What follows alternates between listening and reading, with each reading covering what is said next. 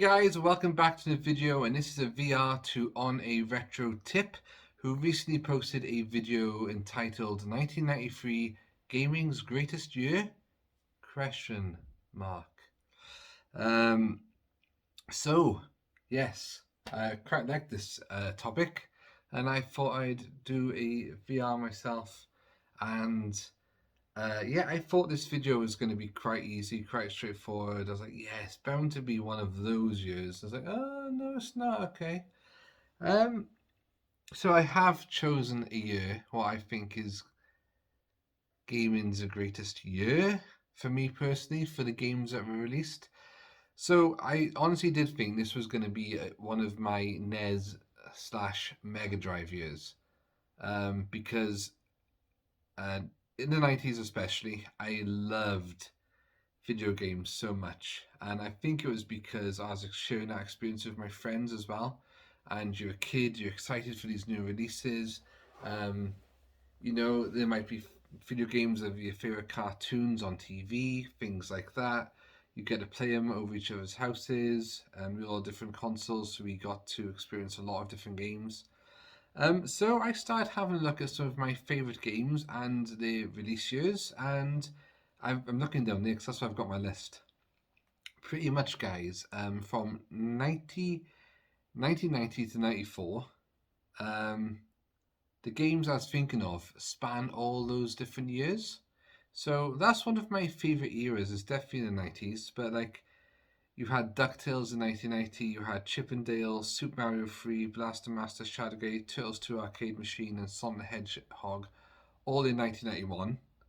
92 then, you had NES Open Tournament Golf, which is one of my guilty pleasures. Tom and Jerry, Simpsons, Bart vs. the World. 1993, now this is a big one for me. Bucky O'Hare on the NES, one of my favourite games, favourite cartoons, favourite anything, you know that. Darkwing Duck, Streets of Rage 2. And the list goes on and on. 94, I've written down Micro Machines, Power Rangers as well on Mega Drive, really enjoyed that. 95, Worms on the Mega Drive. Oh, man.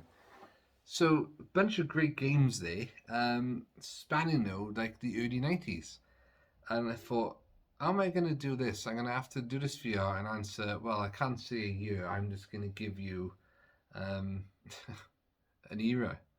But then I looked at the year of 1997. What a good year that was. Okay, so I've gone with this year, and to be honest, I didn't look any further ahead than this year. As I've got older, of course, I still love video games, but I don't get as excited for them as I used to in this era of games. So 1997, the first game I've written on this list that was released in 1997 was The Curse of Monkey Island. I remember my friend invited me to his house to see this game, and it blew me away, seeing nothing like it. The cartoon visuals, my first point and click that I'm aware of that I ever experienced. And of course, because of seeing and playing the Curse of Monkey Island then, I went out and bought it myself. I should say I went out with my parents and they bought it for me. And then because of that, I went back and I discovered the first installments, The Secret of Monkey Island and LeChuck's Revenge, which I was very excited about because obviously I'd played the third one, so I knew there was a bit of history there because it was hinting back to things that happened previously. And then I was in Toys R Us one day. I used to love that shop in Cardiff. And saw the bounty pack for Monkey Island 1 and 2 there. So that was a must buy, all because of The Curse of Monkey Island in 1997. I've played The Curse of Monkey Island several times since, and the other games. Actually, very recently, I've been tempted to play The Curse of Monkey Island again, so I might go and do that. The problem is these days we've got too many games to play. Not enough time. Okay, second game on my list, and so I won't save this for last for once, but it's Final Fantasy VII. That was released in 1997, and I've talked about that game a lot. Blew me away. Again, one of the first of its kind I'd ever seen, like a proper RPG, turn-based. I can't remember playing anything quite like that in the past. The music, the story, everything. Yeah, 1997, Final Fantasy VII changed the game for me of gaming. Yeah, I bought a lot of RPGs since. Some have come close to it, but for me, that's still the ultimate one. Just the way it made me feel at the time. I mean, if I was like an adult playing it for the first time now, maybe I wouldn't feel the same. Because like when you're a kid, everything's more exciting, I guess, isn't it? Like you look, Christmas is like magical and things like that. And Final Fantasy VII was definitely one of those moment games. The next one on my list, Tomb Raider 2. Again, that was like another step up for me in terms of gameplay, graphics. That first level, the Great Wall of China. There's so many classic levels in that game, Venice. When you're underwater at the beginning, chasing away of that level, not in Venice, the underwater level, sharks like chasing you. There's so many classics in it. I remember fighting that dragon towards the end where you have to keep on shooting him, and then when he falls down, you got to pull the dagger out of his stomach. And I first experienced that over my friend's house again, same friend who showed me the Curse of Monkey Island. Um, so then naturally, I went and bought that on. Yeah, I think I had it on. Did I have it on PC to begin with, and then I bought it on PlayStation after? I can't remember. Again, epic. Tomb Raider is a great series. None of the installments have quite hit the mark like Tomb Raider 2 did for me. So the next game on this list now is Age of Empires on PC. Really enjoyed playing that.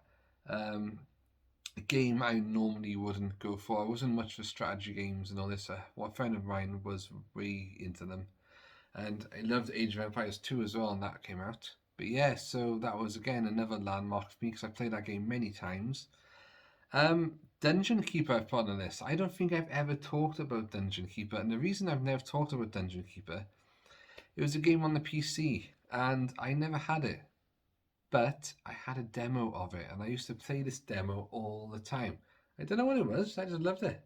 I can't even remember that much about it. Like, I think you were in a dungeon and doing things and, sending people to build this, build that way, or. But then, like, these demons would, like, break through the walls and attack you and try and kill you and stuff. Like that big red demon, that's what I can remember the most. So I put that in there. Right, another game released in 1997 was called the Grand Stream Saga. Now, at the time, this is not a game I bought. It was only a game I experienced about 2-3 years ago now. When I got back into PlayStation a little bit, and I went on a bit of a spree, bought some classics for it. And the Grand Stream Saga was one of them. I had this memory of playing a demo of this game where there's like an anime cutscene where like the main character you're controlling like kind of breaks into somebody's room, and there's a woman in the shower and she throws an axe like near his head. And someone on YouTube answered that question for me, like, what is this game? So I played that. I didn't finish it in the end. I got a bit frustrated with it, but it was really good. It was good. But why did I stop it? It might have been a glitch or something. I can't remember. But yeah, that was released in 1997. So I thought, okay, that's pretty cool. And the last game I've got on my list, there are plenty more, but I'd go on and on if if I wrote them all down, the ones I experienced that year. Worms 2 on the PC. So Worms on the Mega Drive was absolutely amazing. I love that game. I think that was 1995. Again, a friend had that. I bought the game because he had it. Different friend this time. Yeah, and then when Worms 2 was announced and released on PC, obviously that was a must buy. Really enjoyed it because like all the updated graphics, the funny different animated intros at the beginning each time you loaded the game up. So I've chosen 1997 as the greatest gaming year for me personally, because as well, a lot of those games I mentioned had that like impact on me that no other game has made, or like a lot of those types of games, the different genres, is what I experienced for the very first time. And looking at that list, I was like, oh yeah, I played this on PC. I played this. I was playing a mixture of PlayStation and PC games, while still going back to my Mega Drive and NES on occasion. So yeah, 1997, absolutely amazing year. Was a good year, even if I can't remember anything else I did apart from gaming that year. Anyway, guys, that was my VR2 Onaretrotip. I'll put a link to his video in the description below. And that guy's still here. soon to be in the games room.